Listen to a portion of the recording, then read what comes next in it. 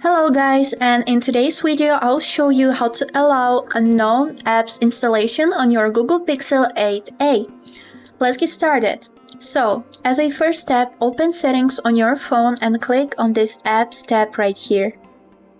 After this, scroll down and click on this button Special App Access. Now, scroll down until you will see this tab Install Unknown Apps.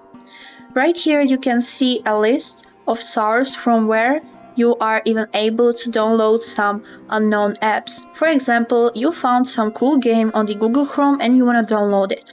So we click on the Chrome, and right here we click on the slider Allow from this source. And that's it. Now you can download the cool game that you found on Google. And after you are done, don't forget to turn off this allowance, because it can download some viruses without even you knowing about it. And that's it. I hope this video was helpful for you, and thank you so much for watching.